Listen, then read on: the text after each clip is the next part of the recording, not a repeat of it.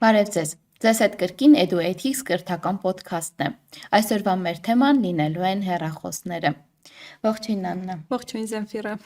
Ինչպես արդեն նշեցի, այսօրվա մեր թեման լինելու են հեռախոսները, մասնավորապես Երևանի քաղաքապետարանում այսպես որոշման քննարկումը, ըստ որի Երևանում առաջարկվում է 1-ից 6-րդ դասարանցիներին դպրոցում դասաժամերին, միջոցառումներին եւ դասամիջոցներին արգելել միացված բջջային հեռախոսներ ունենալը։ Խոսենք դրա մասին, թե դու ինչ ես կարծում հեռախոսների եւ դպրոցում դրա կիրառելիության մասին։ Նախ խոսեմ որպես ծնող, այնուհետև արդեն ուսուցչի եւ աշակերտի տեսանկյունից, որպես ծնող ես ինքս դեմ եմ դպրոցահասակ հատկապես կրտսեր եւ միջին դպրոցի այդ առաջին տարիներին աշակերտները, որ իրենք ունենան երեխան սովորող ունենա հեռախոս, հատկապես սմարթֆոններ։ Այո, հատկապես սմարթֆոններ, միգուցե ունենա հեռախոս, սովորական հեռախոս, որի միջոցով կարողանա մշտապես կապի մեջ լինել ծնողի հետ, բայց սմարթֆոն, որը հնարավորություն է տալիս համացանցից օգտվել, նկարահանել, տեսանկարահանել, ես դրան դեմ եմ ու ինքս ունեմ այդ սկզբունքը, որ իմ երեխան մինչև բարձր դասաներ չպետք է ունենա սմարթֆոն, որի միջոցով ինքը շատ ժամանակ կանցկացնի համացանցում, ֆիլմեր, մուլտֆիլմեր, տեսանյութեր կնայի, որոնք իրենից բավականին մեծ ժամանակ կխլեն եւ ես կարծում եմ, որ այդ ժամանակ ավելի արդյունավետ է տրամադրել հետաքրքրություններին, զբաղմունքներին, ինչու՞ չէ նաեւ տանը դասերին, քան օրինակ ժամանակ անցկացնել համացանցում։ Ինչու ուղեղի աշխատանքի վրա բացասաբար Այո, է ազդում, բացասաբար է նյարդային ազդում։ համակարգի վրա բացասաբար է ազդում։ Ես իմ մոտեցմամբ կիսվեմ, իմ երեխան մի քիչ ավելի ավագ ոնց որ դասարաններում է սովորում, բայց մի տարբերությամբ, օրինակ, երբ ինքը առաջին դասարան էր գնում, ես պես Երևանում քայլելիս տարբերաբար սիրում եմ դպրոցների կողքով անցնելու վերլուծել երեխաներին, հա, իրենց տարբերությունը, վարքային տարբերությունները եւ այլն, եւ ես տեսնում եմ, որ առաջի դասարանը դե բոլոր մամաները հավաքվում են երեխաների իրենց շուրջը, բոլորի ձեռքը կան հեռախոսներ եւ ես ինքս որպես ծնող մտածում եմ, բայց իմ երեխան առաջի դասարան է, ես չեմ էլ մտածում, թե ինքը երբ պիտի հեռախոս ունենա, միևնույն ժամանակ հիշում եմ, ես 3-րդ դասարանից հեռախոս ունեի, բայց ինչ չէր խանգարում չունեի ինտերնետի հասանելիություն։ Ինձ համար եւս հեռախոսները այսպես անընդունելի են, որովհետեւ միշտ չի, որ մենք կարող ենք, չեմ խոսում նաեւ այն խնդիրների մասին, որ ուղեղի աշխատանքի վրա է, կենտրոնացման վրա է ազդում, նյարդային համակարգի վրա է ազդում հեռախոսը, նաեւ անվտանգային կանոնները պահելու առումով միշտ չէ, որ ծնողը կարող է վերահսկել, անգամ եթե բոլոր համակարգները սահմանում է եւ երեխայի նաեւ կյանքում կարող է խիստ բացասական ազդեցություն ունենալ, չեմ խոսում էլ իր խաբեությունների եւ այլ դեպքերի մասին, այսինքն այո, քեզ հետ կիսում եմ այս մտավախությունը կապված որ նրա հետ, որ երեխաներին ինչքան ուշ տրվի այդ սմարթֆոնները, ինտերնետի հասանելիությունը ազատ, այդքան ավելի լավ։ Նաև այս օրենքը սահմանում է, որ դպրոցներ կարող են լինել, ովքեր կարող են երեխաները կարող են հանձնել դպրոցին, հա, տնօրինությանը կամ, չգիտեմ, ուսուցչին եւ դասի ավարտին վերցնել եւ 7-ից 12-րդ դասարանում սովորող աշակերտների համար առաջարկում են սահմանափակումներ հեռախոսի օգտագործումը որոշակի դասաժամերին, որոշակի նպատակով, հա, այդ դասաժամին դասի նպատակով շաբաթական 1-2 անգամ։ Սա վերաբերում է թե բջջային հեռախոսներին, թե սմարթ ժամերին, թե պլանշետերին եւ առհասարակ բոլոր այն սարքավորումներին, որոնք ունեն ինտերնետի հասանելիություն։ Հիմա իհարկե սա լավ է, բայց արի խոսենք նրա մասին, որ շատ դպրոցներ, ես եւ դու համագործակցում ենք տարբեր դպրոցների հետ, շատ դպրոցներ այս համակարգը առանց քաղաքապետարանի միջամտություններ, այո, օրինակ հավաքում էին, չէ՞, դու ինչ փորձառության ես հանդիպել։ Ես եւս ականատեսն եմ լինում ամենօրյա կտրվածքով, թե ինչպես են աշակերտները մտնում են դասասենյակ, հեռախոսը տալիս են տվյալ ժամին դասավանդող ուսուցչուհուն, հավաքում են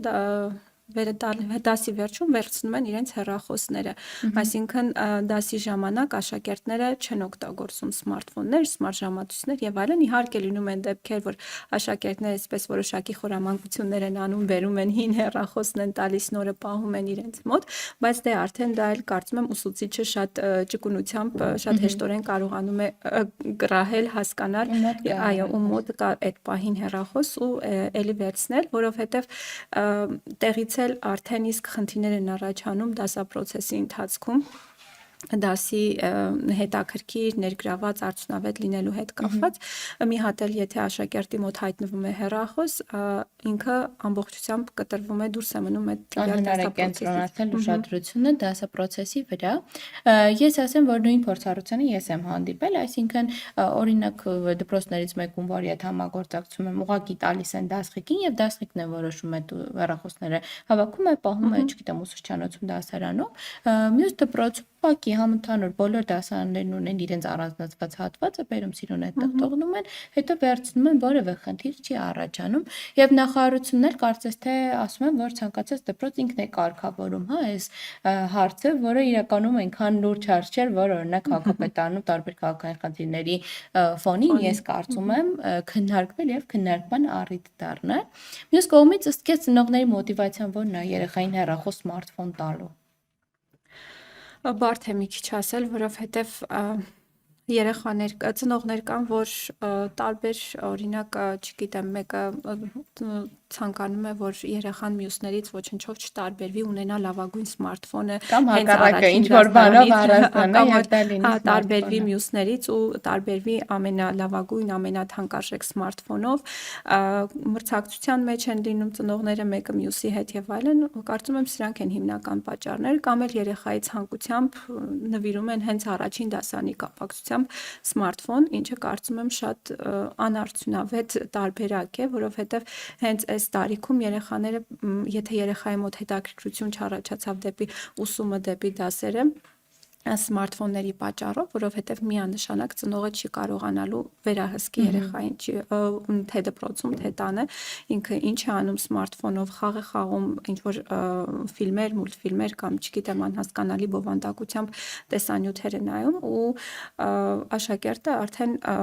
ոչ մի բանի հանդեպ հետաքրքրություն չի ունենալու խաղերից սկսած, վերջացած դասերից, որովհետև հիմա այլ տեղից երեխաները սկսել են քիչ խաղալ, մանկության քիչ շփվել միմյանց հետ, տեղից մի հատ էլ մենք հենց առաջին դասարանից տալիս ենք իրեն հեռախոս ու ասում ենք դե գնա դպրոց։ Մինչդեռ մենք պետք է խրախուսենք ոչ թե սմարթֆոնների կիրառելիությունը, այլ խաղերը, հետաքրքիր ժամանցը, ինչու՞ չէ նաև դասերին ուշադրություն դարձնելը։ Այո, ես քեզ հետ համաձայն եմ, նրա հետ կապված, որ երբեմն տալիս են սմարթֆոնը, հա, այդ թանկարժեք սարքավորումները կամ գուցե ոչ թանկարժեք, բայց նրա համար որ չառանձնանա, երբեմն տալիս են որ առանձնանա, որովհետև դա մեր երեխան պիտի ամենալավը ունենա, բայց այդ ամենալավի ցուցիչն էլ տարբեր մարդկանց մոտ տարբեր է դրսևորվում, բայց մյուս խնդիրը, որ օրինակ ես կարող եմ արձանագրել արդեն երևանյան դպրոցների դեպքում, որ ծնողները տալիս են, այսինքն մի դեպքում մենք հիշում ենք օրինակ մեր ժամանակաշրջանում մեր դասանում շատ քիչ երեխայի մայրիկ էր աշխատում։ Հիմա դպրոցներում գրեթե բոլոր երեխաների մայրիկները աշխատում են։ Սա նշանակում է, որ երբեմն ծնողը, մայրը, հայրը չի կարողանում ուղիղ հասանելիություն ունենա իր երեխային եւ կարիք է ունենում ուղղակի այդ սարքավորումների արկայության, հա, որ կարողանա վերահսկել իր երեխայի գնալը, գալը, ի վերջո նաեւ վտանգավոր ժամանակաշրջանում ենք ապրում գայթակղություններով լի եւ նաեւ որոշակի կերպ վերահսկել երեխային։ Երկրորդ խնդիրը, որ առաջ է գալիս, երևանյան դպրոցներում հատկապես գրանցման այդ խնդրի հետ կապված, որովհետև օրինակ այս տարի մենք ունեինք առաջին դասարան գնացող երեխա, ով չկարողացավ գրանցվել իրենց տանը գտնվող ամենամոտ դպրոցում։ Ինչու՞, որովհետև դպրոցում տեղ չկար, որովհետև դպրոցը վերակառուցված է, որովհետև դպրոցի կրթական համակարգը այդպես ավելի է, այսինքն կրթության նկատմամբ վերաբերմունքը ավելի այսպես կենտրոնացված է, համբավը բարձր է եւ Երևանի տարբեր կետերից որոշում են, չգիտես ինչու բերել այդ ծայրամասային դպրոց եւ դպրոցին կից ապրող երեխայի համար տեղ չկար եւ երեխան գնում է ավելի հեռու դպրոց։ Հետեւաբար կարեւոր է, որ երեխան ինքնուրույն նաեւ կարողանա գնալ կան, այստեղ առաջ է գալիս էլի հեռախոս երեխային տալու հարցը։ Հաջորդ հարցը, որին ես անձամբ առնչվել եմ, երբ ուսուցիչում հետ ես համագործակցում էի, աշխատում էի, բողոքեց, որ տղաս ամբողջ օրը այդ համակարգչի հեռախոսի մեջ է, ասում եմ, բա ինչի եք թողնում հատկապես այդ։ Դա ասում է դասարանով հավաքվում են, դասարանում չեն շփվում, բայց հավաքվում են այդ համընդհանուր խաղերը միասին տանը խաղում են։ Ասում եմ, բայց դա նորմալ է։ Ասում եմ, երբ որ ես արգելում, ասում եմ, դու այնպես ես անում, որ ես իմ ընկերական միջավայրից դուրս մնամ։ Այսինքն համընդհանուր ինչ որ մոտեցման խնդիր կա ծնող ծնողների մոտ, բայց միևնույն ժամանակ այո ոչինչ չենք կարող փոխել, որովհետև ամեն ընտանիք ինքն է որոշում ինչ սկզբունքով առաջ գնալ, բայց վերադառնանք դպրոցներ, հա, ընտանիքից դուրս գանք, վերադառնանք կրթությանը եւ դպրոցներ,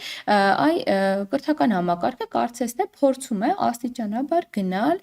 այս այն տենդենսով, որ տեխնոլոգիաները ավելի ու ավելի կարևոր պիտի դառնան։ Այ փորձում ենք դասագրքերն ենք վերափոխել, ծրագիրն ենք վերափոխել, օրինակ իմ տղան սովորում է 4-րդ դասանում անգլերենի դասագրքի հանձնարարությունները կատարել առանց սմարթֆոնի, մենք պարզապես չենք կարող, որովհետև չենք էլ մտնում որոշ կայքեր, այսինքն պետք է պարտադիր սկանավորել QR կոդը։ Նշված չի մտեք այս կայքեջ, չգիտեմ, որ գոնե օրինակ համակարգչով դա անենք։ Դա պետք է լինի սմարթֆոն, հաճախ սմարթֆոնը պետք է լինի ավելի մեծ էկրանով, որ երեխային տեսանելի լինի։ Այս հակադրումները, հա, հեռախոսների ունենալ չունենալու եւ նաեւ առհասարակարգական համակարգը այսպես ավելի տեխնիկական դարձնելու, բայց տեխնիկայի բացակայության առումով ըստ ոնց է դրսևորվում։ Կարծում եմ մենք տեխնիկական զինվածությամբ մի փոքր հետ ենք, հա, մի 50 տարի հետ ենք շատ դպրոցներից, շատ երկրների դպրոցներից, մենք պահանջում Արի չհամեմատվենք այլ երկրների դպրոցների, այլ հենց այն կրթական համակարգի, որն ունենք։ Այսինքն տեխնիկայի առումով բավական այդպես հետ ենք, հենց այն կրթական համակարգի ու կրթական չափորոշիչների եւ այն կրթական ծրագրից, որն ունենք այսօր։ Մենք պահանջում ենք ուսուցիչներից, աշակերտներից, որ իրենք դասապրոցեսի ընթացքում օրինակ օգտագործեն ինտերակտիվ մեթոդներ, շատ օգտագործեն հետաքրքիր ինչ-որ կայքեր, որոնց միջոցով կարելի է դասը ավելի այսպես արդյունավետ, ավելի ներգրաված դարձնել։ Մենք առաջարկում ենք թեկուզ հենց վերապատրաստումների ժամանակ, մենք տրամադրում ենք ուսուցիչներին մի շարք կայքեր, մի շարք հետաքրքիր գործիքներ, այո, որոնք ուսուցիչը պետք է դասարանում կիրառի, բայց հասնում է ուսուցիչը դասարան ու ինքը չունի տվյալ հասանելիություն, էլեկտրոնային գրատախտակ, չգիտեմ, համակարգիչ, պրոյեկտոր, ոչ մի տեսակի հասանելիություն չունի, կամ էլ եթե օրինակ դասարանում կա էլեկտրոնային գրատախտակ, միացված չէ համակարգչին, համակարգիչը հին է, չի կարողանում սպասարկել այս նոր ծրագրերը եւ այլն։ Մի շարք խնդիրների է բախվում ուսուցիչը ու այստեղ արդեն ամեն ինչ անիմաստ է դառնում, թե վերապատրաստումները, թե նոր մոտեցումներն ու մոդելները, որոնք մենք փորձում ենք ներդնել։ Ես նաև հավելեմ, որ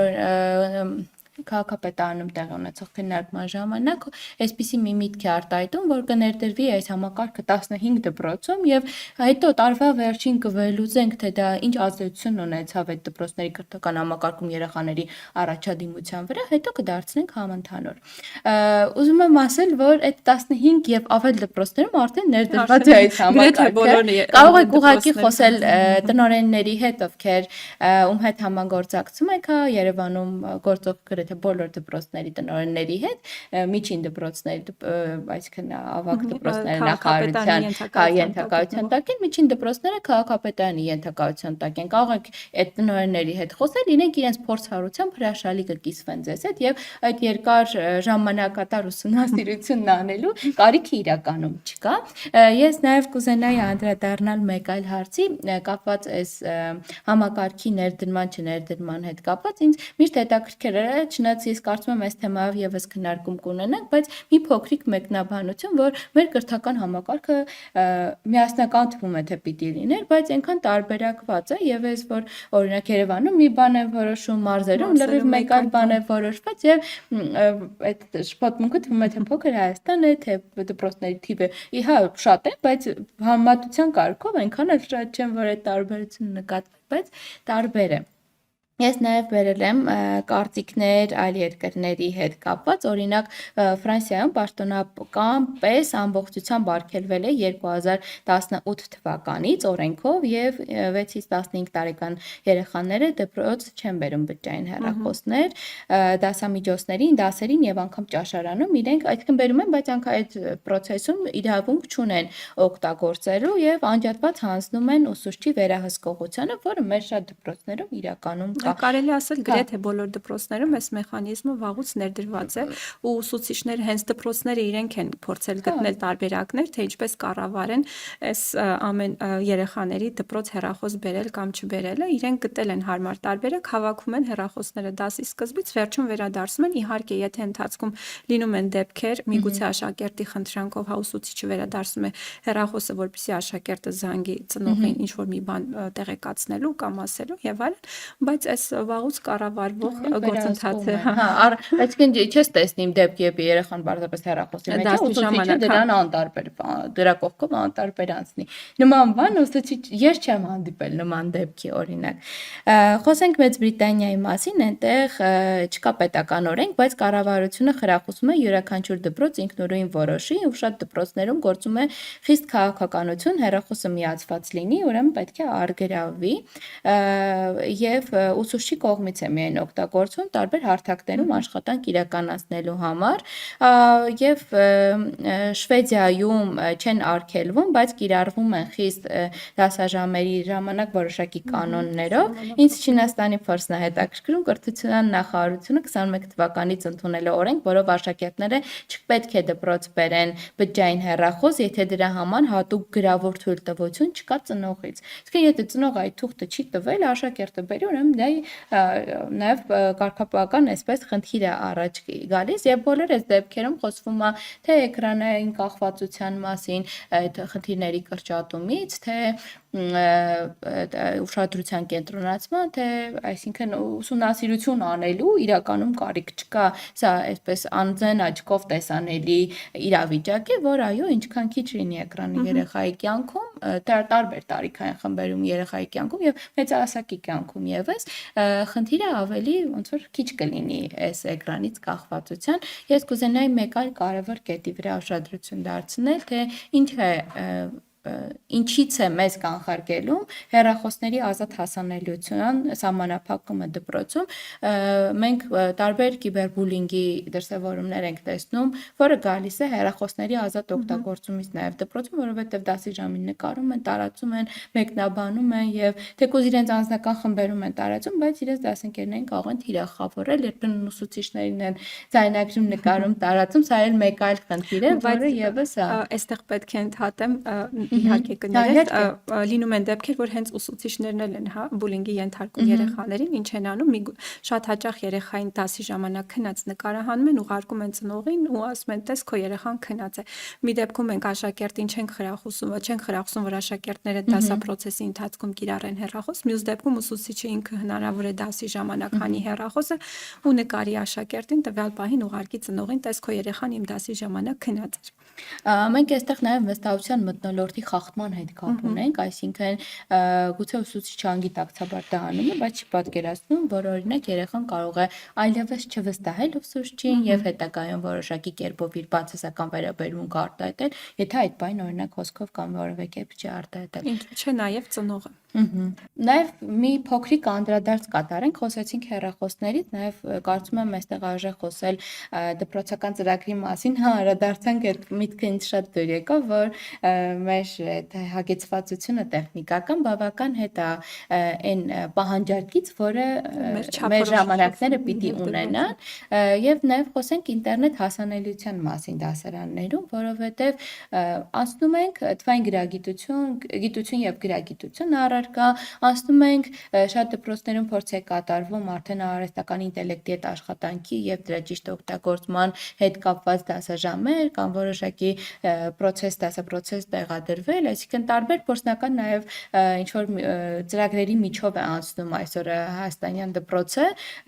նորագույն տեխնոլոգիաների գրագետ ներդրման հետ կապված այդ ծրագրերը ողջունելի են, հետաքրքիր են, կարևոր են, որովհետև ժամանակակից մարդը չի կարող առանց այդ ամենի կարողանալ մրցունակ լինել մեր օրերում, հա։ Միևնույն ժամանակ, ինչ խնդիրներ ես տեսնում, որի մասին հենց դու առաջարկեցիր, որ խոսենք։ Վերազինվածության հետ կապված մի կարևոր նկատառում եմ ուզում անեմ, եթե մենք օրինակ ուսուցչին խրախուսում ենք, որ դասի ժամանակ պետք է օգտագործենք հետաքրքիր գործիքներ, որոնք որ հենց ինտերնետի կամ էլեկտրոնային գրատախտակի անմիջական մասնակցությամբ է պետք դա իրականացնել, մենք այդ պահին աշակերտին չենք կարողանում ապահովել անհատական համակարգիչներով, պլանշետներով, կամ էլ թույլ չենք տալիս, որ ինքը դասապրոցեսի ընթացքում օգտագործի հեռախոս։ Ու էլի բախվում ենք ինչ որ խնդրի։ Այսինքն հակասությունների դաշտ շատ կա, առաջ գալիս։ բավականին շատ են այդ հակասությունները ու դրանք խանգարում են արդեն ուսուցչին, ինքը չգիտի, ես գնում եմ վերապատրաստվում եմ, ինձ ասում են, որ դուք պետք է որպես ուսուցիչ SSS բաները կիրառեք, բայց միևնույն ժամանակ իմ դասասենյակը կամ դպրոցը հագեցած չէ համապատասխան տեխնոլոգիաներով ու միևնույն ժամանակ աշակերտների մոտ չկան հեռախոսներ, անհատական պլանշետներ, որպեսզի իրենք կարողանան դասին մասնակցել, օրինակ, չգիտեմ, տարբեր թեստային էլեկտրոնային տարբերակով թեստային վարժություններ, վարժանքներ գրելով եւ այլն։ Լավ, դու մի քիչ երազանքների ինձ համար գոնե թեմայից ես խոսում, ես մի քիչ ավելի իրատեսական թեմային վերադառնամ, նույն թվային գիտություն եւ գրագիտություն առարկային, որպես ծնող արդեն իմ երեխան ասում է այդ առարկան։ Հասկանում ես, տեքստը, որը այնտեղ գրված է, ինձ համար գոնե բառապաշարի առումով անկարևոր է բացարձակ։ Ես չեմ հասկանում եւ չեմ պատկերացնում, թե այդ տեքստը պատմել սովորելով իմ երեխան ինչա իր կյանք բերում, բացի իրանից, որ հիմա ուղակի նյարդայնանում է, նեղվում է, մի ամիս հետո այդ բառապաշարը մոռանալու է։ Միևնույն ժամանակ ինձ համար կարևոր է, որ նույն ինքը սովորի Word այդ փաթեթից օգտվել, սովորի այնտեղ տարբեր գործողություններ կատարել, հայատար ստեղնաշարի վրա գրել եւ մենք իրար հետ աշխատում ենք։ Միևնույն ժամանակ կան դասարանում դասընկերներ, ում ծնողները չեն կարողանում օրինակ դա օգնել կազմակերպել եւ այդ երեխան փայլուն սովորող երեխա գուցե չի կարողանում այդ պրիմիտիվ բանը իրականացնել։ Այսինքն ունենք առարկան, ունենք համապատասխան ժամանակ, միջոցներ, ռեսուրսներ ներդրված, բայց գործնականում կիրառելիության լուրջ խնդիր ունեն։ Իհարկե 2020 թվականին այդ COVID համաճարակի ժամանակ, սահմանափակումների ժամանակ ինտերնետ հասանելիության խնդիրը բավական այսպես լուրջ առաջ եկավ, աչքի ընկավ եւ դրանից հետո որոշակի փոփոխություններ տեղի ունեցան, բայց մենք միևնույն է ունենք դպրոցներ, որոնք չունեն բավարար սարքավորումներով վերազինված այսպես դասասենյակներ, հարթակներ, հնարավորություններ ամենապրիմիտիվ գործողությունների իրականացման համար։ Մենք ունենք մարզային դպրոցներում ինտերնետ հասանելիության լուրջ խնդիրներ, ամենապրիմիտիվ բանը, որ անգամ փոքր ինչ-որ տպագրություններ անելու համար երբեմն ուսուցիչը ուղղակի դասի պլանավորման համար չեմ ասում, որ երեխան օգտվի, ուսուցիչն ինքը օգտվելու հնարավորությունների խնդիր ունի, որովհետև ասում է ես դպրոցում չեմ կարողանում սա անել։ Ուսուցիչը ունի հսկայական էլեկտրոնային աշխատանք իրականացնելու, որը դպրոցի տարածքում չի կարողանում անել, որովհետև դպրոցը չի տրամադրում, ինքը փաստացի իր աշխատաժամանակը, որը պիտի աշխատավայրում անցկացնի, անցկացնում է, բայց գնում է տուն, հավելյալ աշխատում է նաև տանը այդ էլեկտրոնային հարթակների վրա աշխատելու համար։ Եվ երրորդը, եթե անգամ կան դրանց սպասարկման համար հետագայում ժամանակ չի տրամադրում, օրինակ համակարգիչը փչացած մնում է, որովհետև դրա վրա ռեսուրս եւ ժամանակ չի ներդրվում։ Կամ չկա համապատասխան մասնագետ, ով կարողանա սպասարկել դրանց հետագա օգտագործումը։ Ես համաձայն եմ, որ սա նաև դպրոցների իրենց տնօրենների կառավարման համակարգի խնդիր է, բայց համընդհանուր մոտեցման խնդիր է։ Վերջում որպես փոքրիկ այսպես ամփոփում, կարծում եմ մենք հետագայում անպայման անդրադարձ կկատարենք նաև այս հարցին, թե եթե մենք հենց հիմա էլ փորձենք փոքրիկ հետազոտություն իրականացնել, կտեսնենք, որ երեխաները առհասարակ բոլոր մարդիկ ունեն ուսումնառության դժվարություններ, հենց նաև սմարթֆոնների, էկրանների մեջ բավականին մեծ ժամանակ անցկացնելու հետևանքով։ Ու վստահ եմ, որ մենք ապագայում այս հարցին անդրադարձ կկատարենք ու ավելի մանրամասն այսպես հետաքրքիր քննարկում կկազմակերպենք։ Դե ինչ, այսպես արդեն քննարկեցինք, խոսեցինք, այսպես դու էլ հաստատեցիր, որ մաքսիմալ շատ որ էկրանի դեմ անցկացած ժամանակը այսպես վնասում է երեխային եւ կարող է բացասական ազդեցություն ունենալ երեխայի կյանքում, միևնույն ժամանակ արձանագրեցինք, որ նաեւ մեր կրթական համակարգը այնպես է հիմա կառուցված, որ շատ հաճախ երեխային պարզապես ուսումնառությունը կազմակերպելու համար անհրաժեշտ է այդ էկրանը գրադարանը։ Հիշեցնեմ, որ դուք դիտում եք EduEdX կրթական ոդքասթը, մենք այսօր խոսում ենք հեռախոսներից, էկրաններից եւ դրանց դերի մասին կրթության կազմակերպման գործում։ Հետևեք մեզ, շնորհակալ եմ, որ մեզ հետ եք եւ կհանդիպենք։ Հաջողություն։